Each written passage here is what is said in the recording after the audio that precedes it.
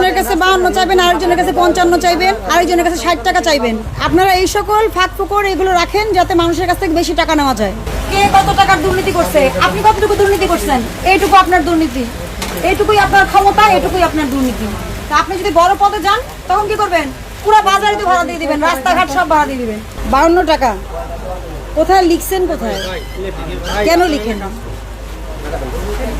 কেন লিখেননি বলেন? আইন যখন বানায় সরকার অনেক চিন্তা ভাবনা করে বানায়, ঠিক আছে?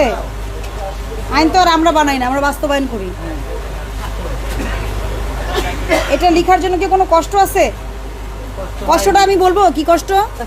একজনের কাছে 52 চাইবেন, আরেকজনের কাছে 55 চাইবেন, আরেকজনের কাছে 60 টাকা চাইবেন। এই প্র্যাকটিস করতে চান আপনারা, এই জন্য মূল্য তালিকা টাঙান না। ওই যে ওখানে দেখলেন না, মালিক এক দাম বলতেছে আর কর্মচারী আরেক দাম বলে।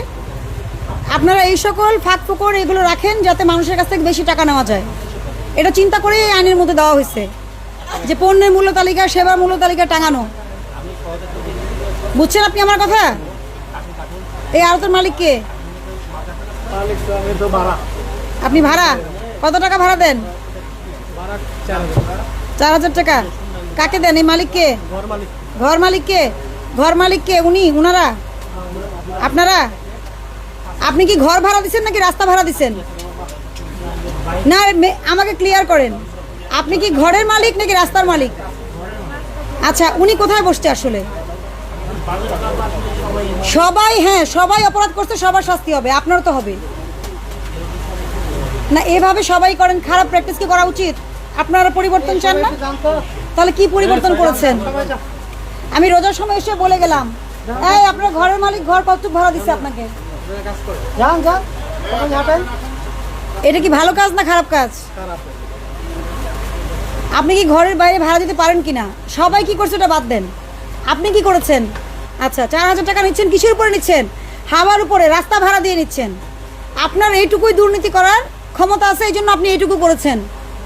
তা আপনাকে যদি বড় পদে বসায় দেওয়া হয়, আপনি বড় দুর্নীতি করবেন। আপনার এইটুকুই ক্ষমতা। আপনাকে ভাড়া দিচ্ছেন, ওনাকে ভিতরে বসতে দেন, বাইরে কেন, রাস্তায় কেন? সবার জন্য একই কথা। ভালো প্র্যাকটিস শিখান, ভবিষ্যৎ প্রজন্মকে ভালো জিনিস শিখান, এগুলো ভেতরে ঢুকান। খাট বসায় নিচ্ছেন কেন আপনি দোকানের বাইরে? বৃষ্টিতে পানি পড়ে। আপনার দোকান কতটুকু? দোকান কতটুকু? রাস্তায় রাস্তা ভাড়া দিচ্ছে আপনাকে কেউ? এই রাস্তাকে হাঁটা চলার জন্য না? তাহলে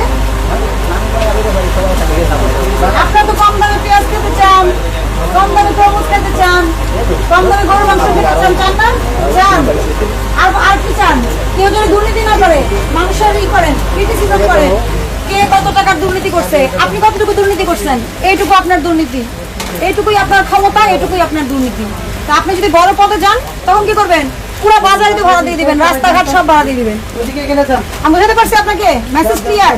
আপনাদের বাজারটা অনেক বড়, রাস্তাটাও বড় রাখা হয়েছে, এটা কিন্তু সৌন্দর্য। বাজারে মানুষের চলাফেরার একটা স্বাধীনতা আছে। এটা পাবলিক প্রপার্টি ভাড়া নিয়ে উনিও দুর্নীতি করতেছে, আপনিও একই কাজে